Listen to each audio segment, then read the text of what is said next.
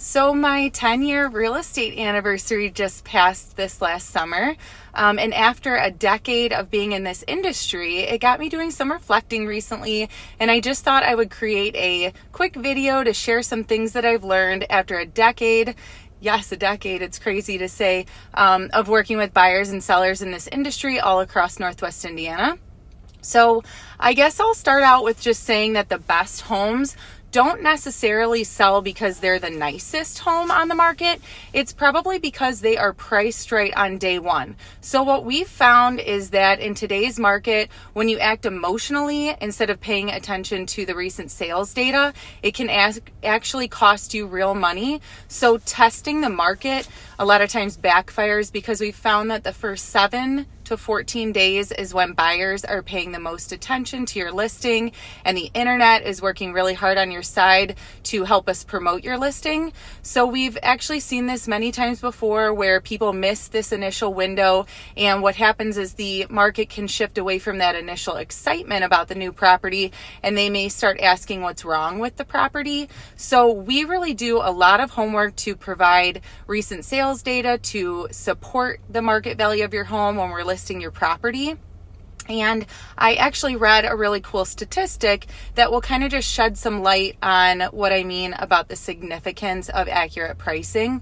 So what we found is about 65% of sellers receive that full list price or even above list price offer when their property is on the market during that first 3 to 4 week time frame window. So this is again just to illustrate the importance of paying attention to the recent sales data, learning about the market conditions, and getting that all correct when you first list your home and securing that really strong offer within those first few weeks of hitting the market.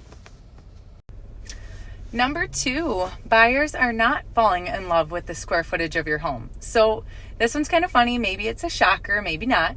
But what they're falling in love with is how your home feels when they walk through it. So it's definitely important to tell potential buyers about the ages of things like the roof, any major updates that you've done to the property, and the ages of the mechanical systems in your home. But what we're getting at is we just don't want to discount the importance of having good lighting, cleanliness, furniture placement, because these first impressions matter, especially with big renovations. If they're not shown in the best light, they're not going to count for as much when you go to sell your property. So just by keeping these small things and little changes that you can make when getting your home ready to list and sell, they can have a really huge impact and be the difference of someone choosing your home over a different property. All right, number 3. So I think that one of the biggest mistakes that sellers and buyers can make aside from mispricing is simply just listening to the wrong advice. So think about it. We've got neighbors, loved ones, family, friends, social media myths, and they're all creating this false sense of confidence for people and not necessarily accuracy. So every transaction we work on is going to be unique by nature, and it's really just important to treat it that way. It's important to understand that the market doesn't necessarily care about what you need to sell your home for in order to, say, purchase a new home. What it's going to respond favorably to is location, condition, your valuation being supported by sales data. So with that, I thought I'd share another cool statistic that we recently read about. So a nationwide study showed that the median error rate for off-market Zestimates is nearly 7.2%. So let me just break down what that means. So 7.2% mispricing your home.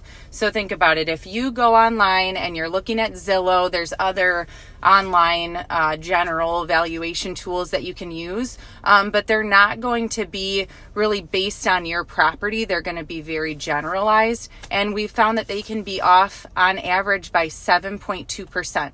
So let's take an average priced home of $350,000, and if you misprice your home because you're looking at a general online valuation and thinking that's how much your home is worth right now, and you're off by 7.2% on $350,000, that could be as much as $26,000 off.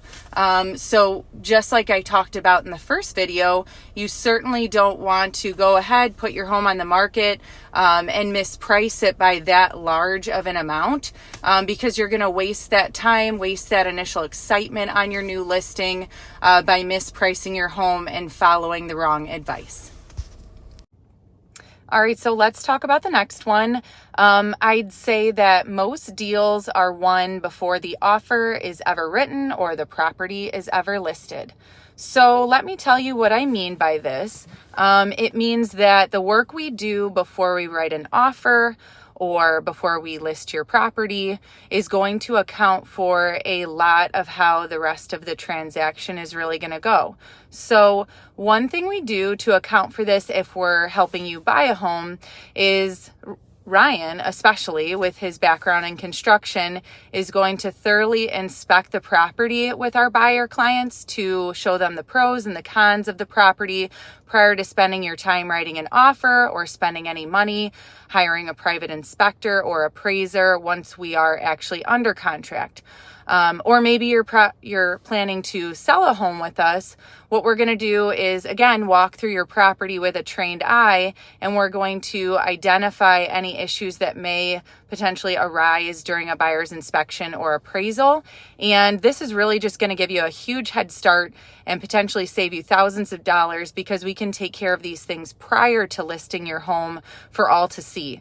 So really, we just want to make sure that you're keeping in mind that the preparation, like most things, is really going to be worth it to you throughout the process.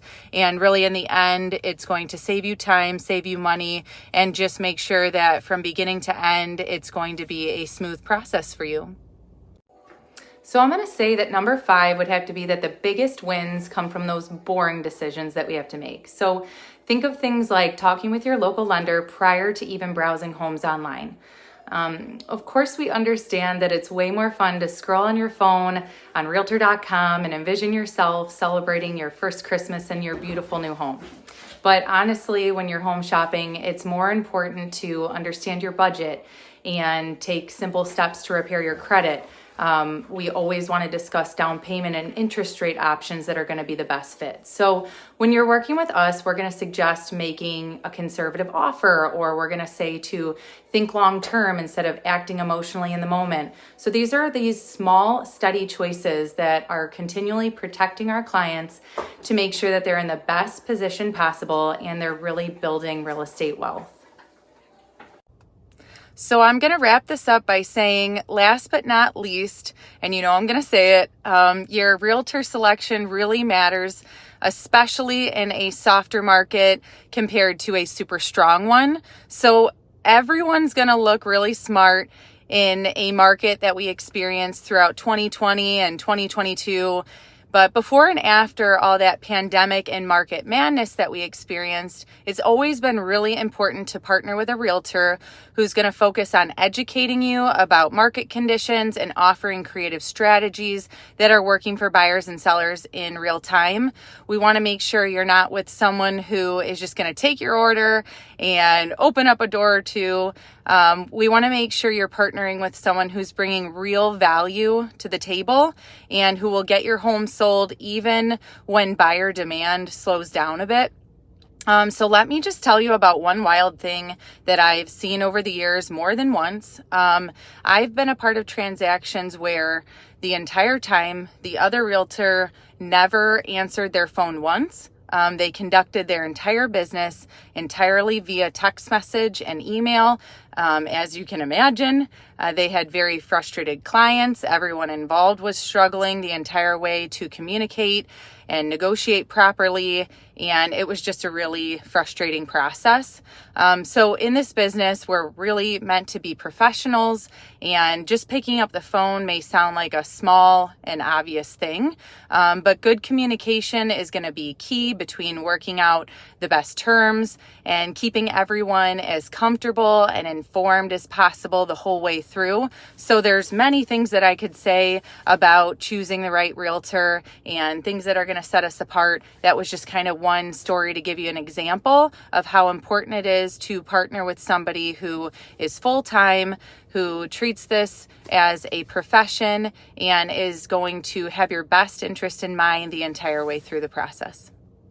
I hope you enjoyed this video, and I hope you learned at least one thing after a decade that I've been in the industry. I just thought it would be kind of fun to share some things that I've seen, some statistics that I've read about, and hopefully you or someone can benefit from this video.